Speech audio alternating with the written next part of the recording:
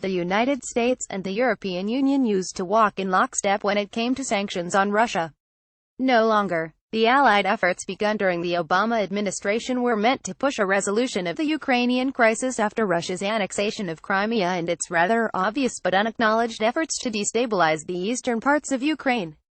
However, the latest round of punitive measures, passed overwhelmingly by Congress last month and signed Wednesday, albeit reluctantly, by President Trump, exposed serious disagreements among the Western allies.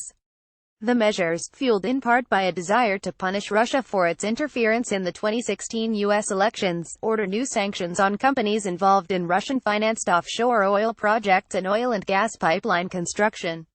Though Russia is the intended target, European nations and businesses could suffer as well. That's why senior European politicians, particularly in Germany, have criticized the new sanctions heavily, fearing what they could mean for the local energy industry. The U.S. bill could have unintended unilateral effects that impact the EU's energy security interests, EU Chief Executive Jean-Claude Juncker said in a statement.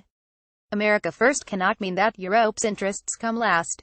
Criticism in Germany has focused on the sanctions' potential impact on Nord Stream 2, a gas pipeline from Russia to Germany through the Baltic Sea. The almost $11 billion project was expected to be operational by 2019. Business interests from Germany, Austria, France, the Netherlands, and Britain all have a stake in this effort, and new sanctions seem to put its future in doubt.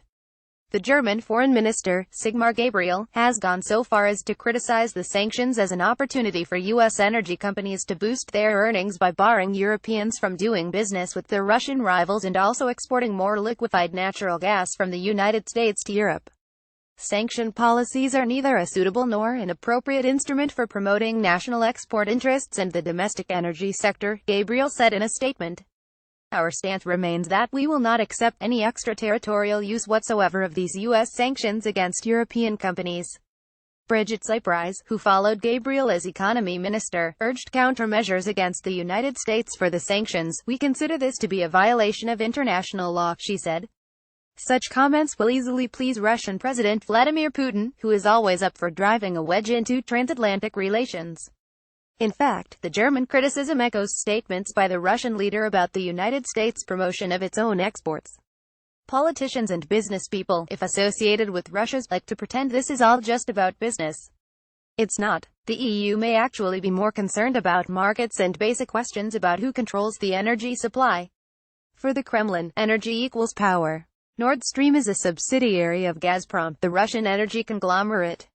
Moscow has a long and ruthless tradition of using energy policies to enforce political interests. The people of Ukraine and Belarus have experience with this.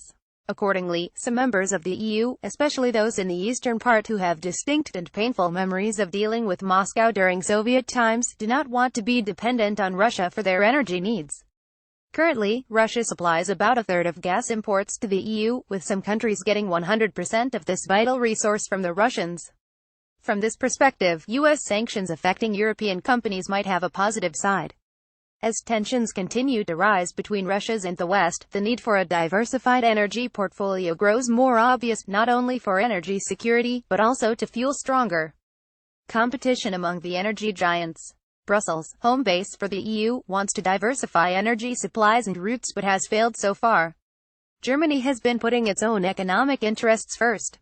For example, part of the controversy surrounding Nord Stream was that it bypassed other countries. It was Gerhard Schröder who put Nord Stream on track while he was Chancellor of Germany, and this led to his very well-paid position as chairman of Nord Stream's shareholders committee after he left office. He is also chairman of the board of Nord Stream 2.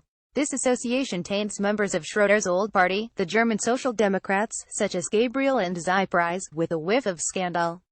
Clearly, and understandably, the EU doesn't like U.S. interference in its domestic politics, nor does it like being dragged into a trade war between the United States and Russia.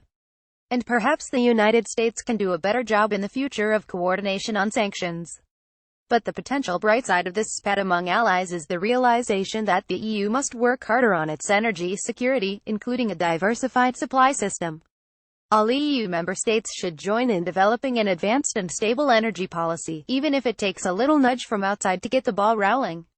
Oliver Bilger, a writer for Berlin's Der Tagesspiegel newspaper, is working with the Inquirer as part of the Arthur F. Burns Fellowship Program. A Bilger at Philly.com published August 4, 2017, 301 a.m. EDT. Updated August 4, 2017, 625 a.m. EDT. We recently asked you to support our journalism.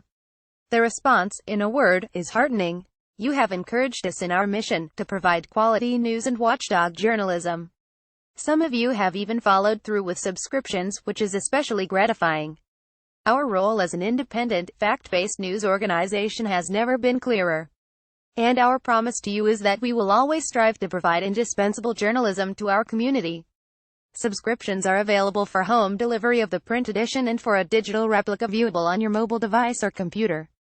Subscriptions start as low as $25 per day. We're thankful for your support in every way.